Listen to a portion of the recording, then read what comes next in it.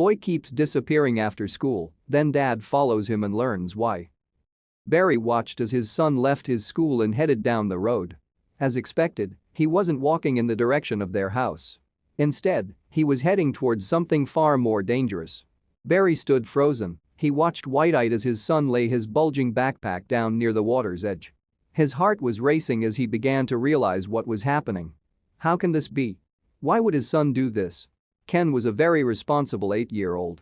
His father, Barry, often described him as being more mature than other kids his age, which was why he was allowed to walk to and from school every day by himself.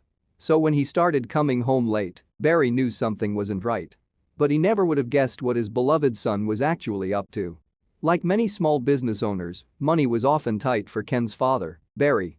But regardless of whether or not they were struggling, he always managed to give Ken a small daily allowance. He felt it was important to teach his son the value of money. That way if he ever asked for treats or toys, he'd pay for it himself and understand that, if you wanted something, you'd have to work for it. But Barry's plan didn't turn out exactly as planned. At first, Ken would arrive home late by just 30 minutes or so. But now, a whole hour or more would pass before he walked through the door. When Barry questioned him about it, Ken would say he was playing with his friends. But Barry knew this was a lie. It wasn't until Ken admitted he had no pocket money left that Barry realized something was seriously wrong. If he wasn't going to tell him, he'd find out himself. The next day, Barry decided to take the afternoon off and go to his son's school. He was going to follow his son to see exactly what he got up to after school. After a month of odd behavior, he was desperate to know why he was coming home so late and why he had no pocket money. But he wasn't expecting this. Barry watched as his son left his school and headed down the road.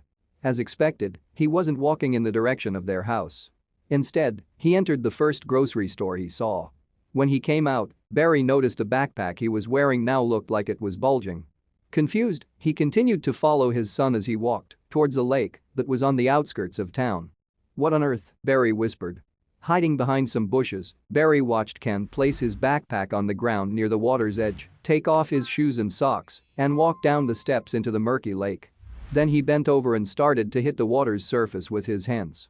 Barry was mystified. Suddenly, ripples began to form far out in the middle of the lake. These ripples were big, too big.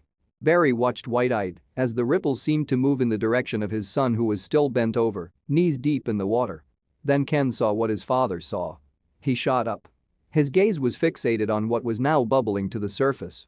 Barry was frozen, his heart dropped as he saw the water's surface rise.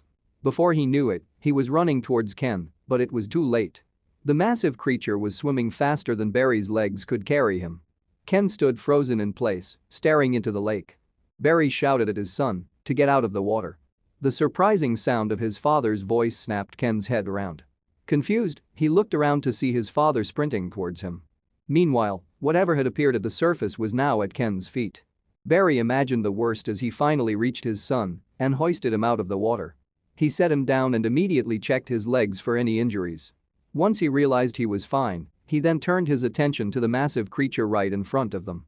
In shock, he turned to Ken and snapped, "What were you thinking? Why didn't you get out of the water?" He was furious that his responsible son didn't react better to a situation as dangerous as this. But what his son then said shocked him. "It's not dangerous, Dad.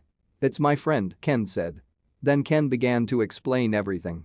He turned to his backpack and opened it up. What was he doing? What was in his bag and in the water? Inside the backpack was a bag of shrimp. Ken had been spending his money in the most peculiar way to buy fish for his new friend, a giant stingray. Many fishermen fish in this lake and often toss their bycatch into its shoulders, which attracts a number of creatures that live beneath its surface.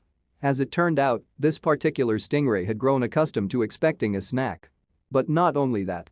Ken had managed to form a very special bond with this big creature as it incredibly allowed him to pet him. Every day, Ken would walk to the lake after school to feed it with the pocket money his father gave him. Although stingrays can be dangerous, by using their poisonous stingers, they'll only do so if they feel their life is in danger.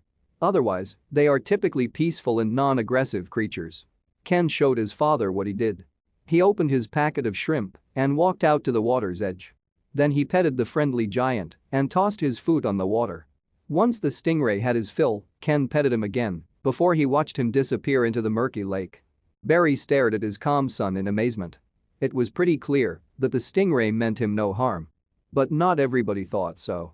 Once Barry posted his son's incredible story online, there were mixed opinions about how safe it was.